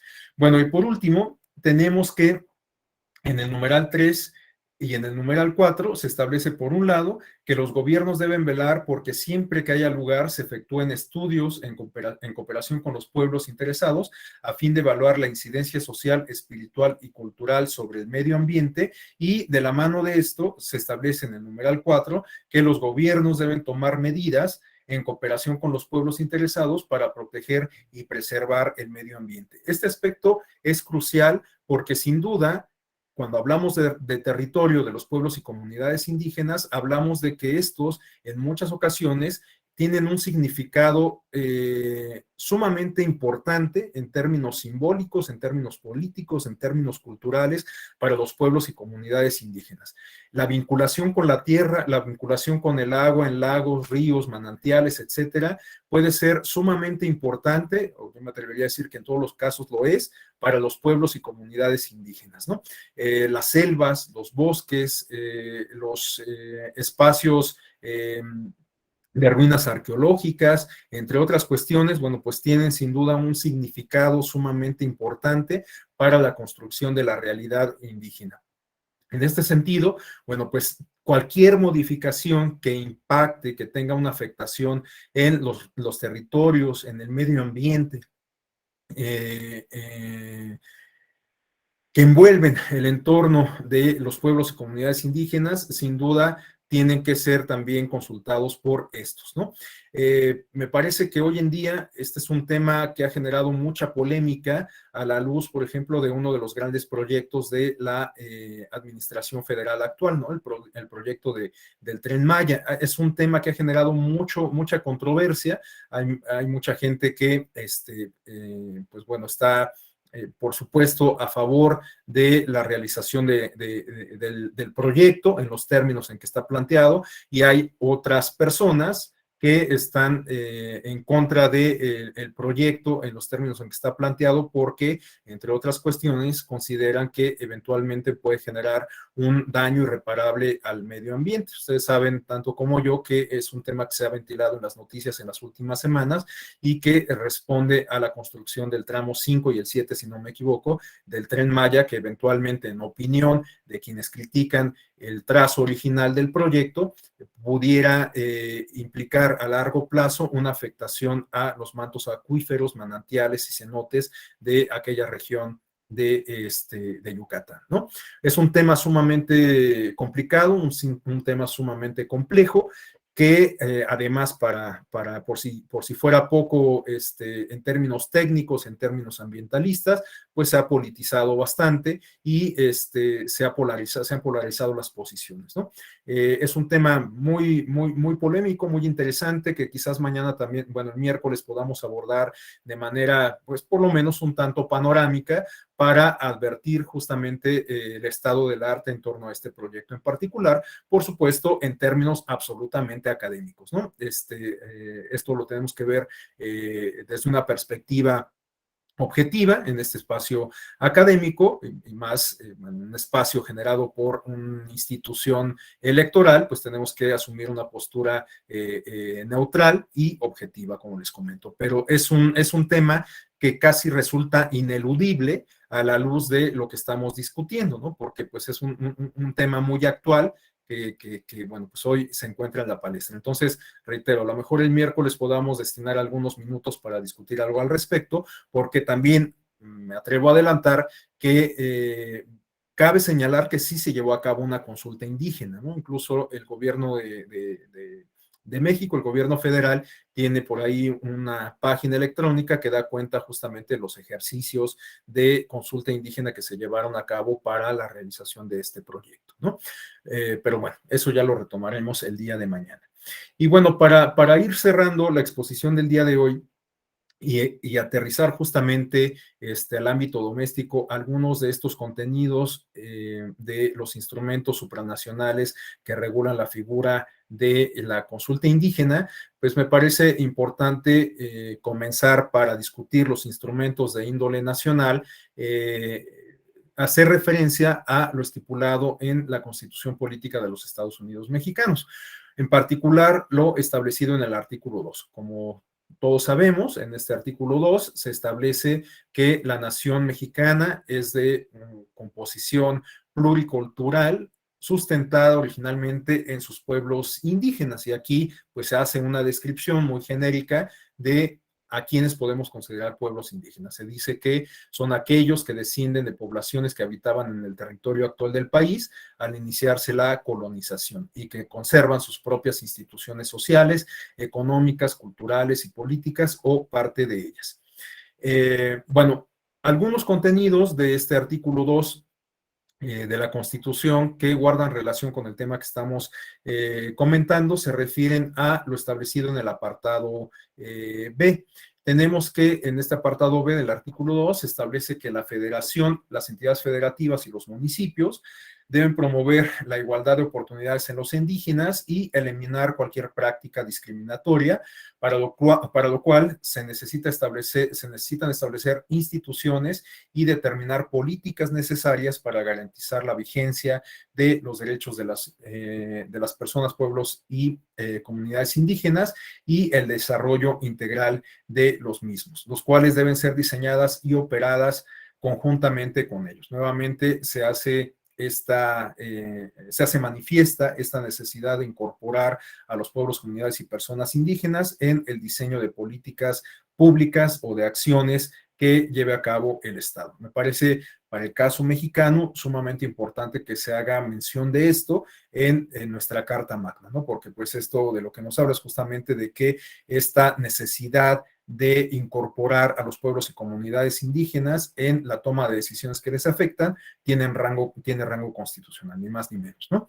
Bueno, igualmente en el apartado B, pero en la fracción 9, se señala que se debe consultar a los pueblos indígenas en la elaboración del Plan Nacional de Desarrollo y de los planes de las entidades federativas, de los municipios, y cuando proceda de las demarcaciones territoriales de la Ciudad de México, y en su caso incorporar las recomendaciones y propuestas que realicen. Bueno, les decía que la iniciativa de ley que se está discutiendo en el Senado también incorpora esta disposición de hacer partícipes a los pueblos, comunidades y personas indígenas en el diseño del Plan Nacional de Desarrollo.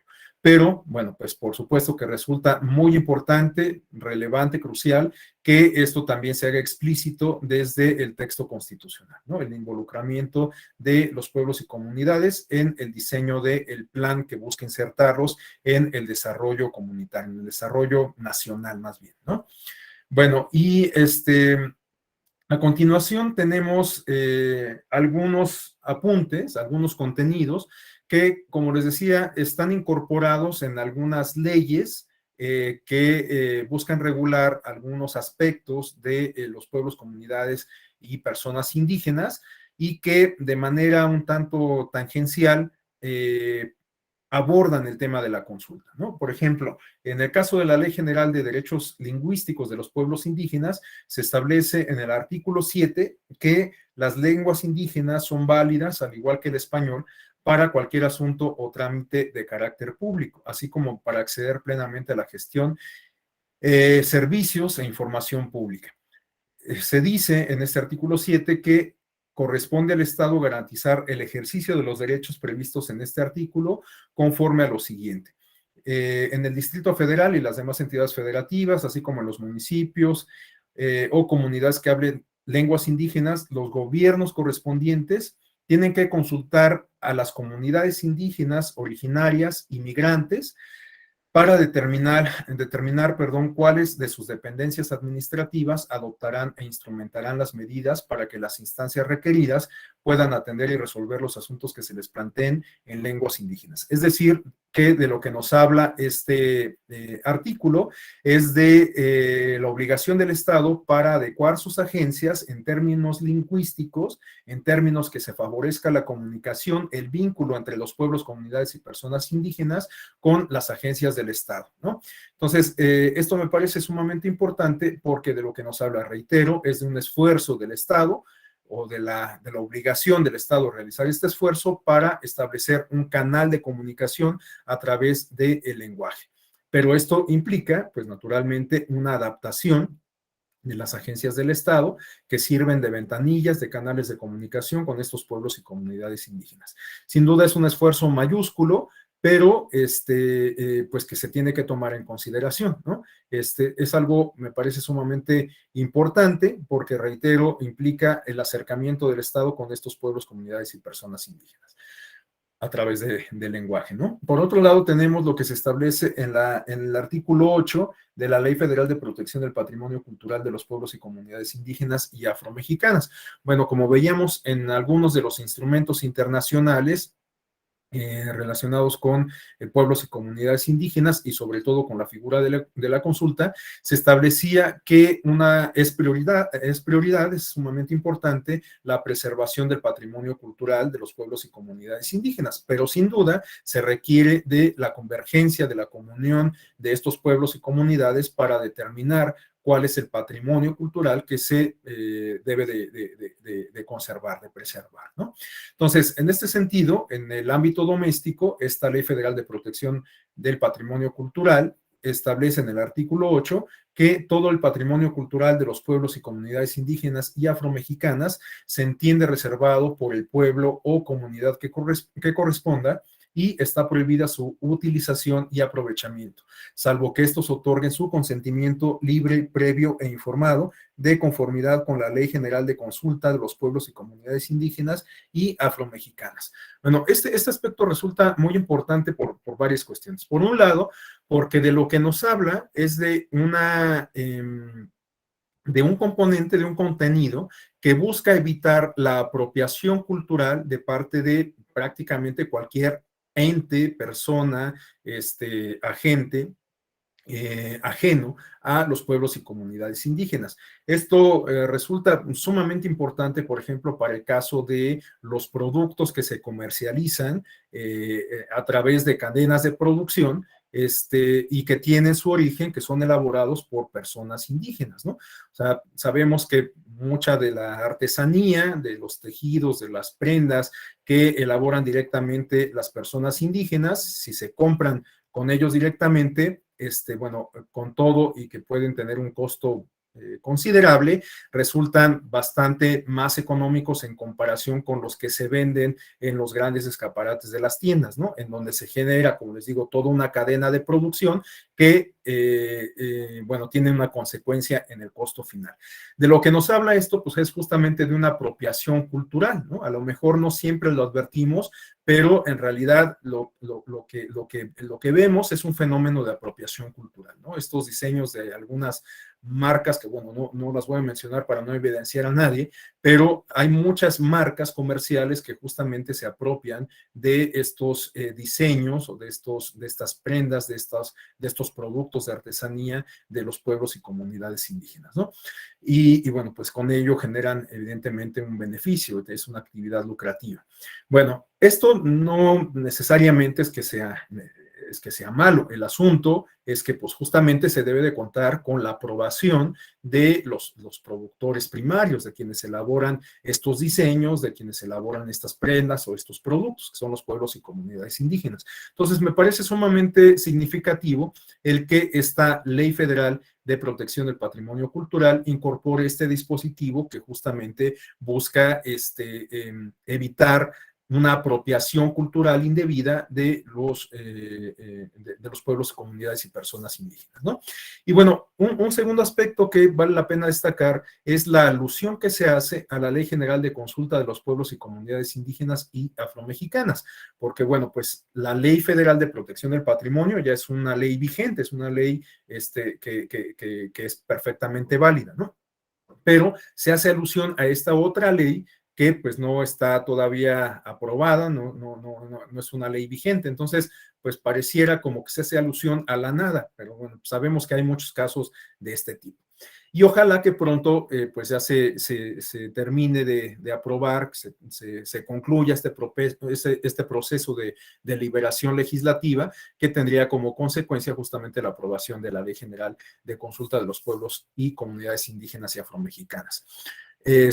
Bueno, justamente esta Ley General de Consulta fue turnada a la Comisión a las Comisiones Unidas de Gobernación, de Asuntos Indígenas y de Estudios Legislativos del Senado de la República apenas el 22 de abril del 2021. Bueno, estamos hablando ya de prácticamente un año, pero es muy probable que pues la discusión de esta iniciativa se haya postergado quizás por las elecciones del año pasado y por pues algunos acontecimientos políticos que se han suscitado en el inicio de este año 2022, entre ellos el ejercicio de revocación de mandato, ¿no? No lo sé, esa es una interpretación propia, como quiera que sea, me parece que sería sumamente pertinente que el Senado de la República retomara los trabajos de discusión parlamentaria en torno a esta iniciativa y que pues dentro de poco ya pueda entrar en vigor. Bueno, y esta Ley Federal de Protección del Patrimonio Cultural también es un producto relativamente reciente, como podemos advertir en el último apunte de la lámina. Estamos hablando de que esta ley fue publicada en el Diario Oficial de la Federación apenas el 17 de enero de 2022, es decir, que es un producto legislativo prácticamente de cuño reciente, de apenas hace algunos meses. Bueno, a continuación tenemos ya los contenidos de esta iniciativa de Ley General de Consulta de los Pueblos y Comunidades Indígenas y Afromexicanas, pero en atención del tiempo, en razón de que nos quedan poco menos de 4 minutos para que nos den las 10 de la mañana, si les parece bien, pues yo dejaría hasta aquí la exposición con el propósito de que el miércoles la retomemos a partir de aquí, revisemos justamente los principales contenidos de esta propuesta de regulación de la consulta de pueblos y comunidades indígenas y afromexicanas para el caso mexicano, y que revisemos también estos aspectos metodológicos a los cuales hacía referencia y eventualmente algunas experiencias recientes que nos den cuenta de cómo en la práctica se llevan a cabo las consultas indígenas. Entonces, bueno, pues si les parece bien, dejaríamos hasta aquí la exposición, por supuesto, dejando abierto el micrófono por si alguien desea hacer alguna intervención de cierre, de conclusión en estos pocos minutos que nos quedan. Bueno, pues adelante, el micrófono es de ustedes.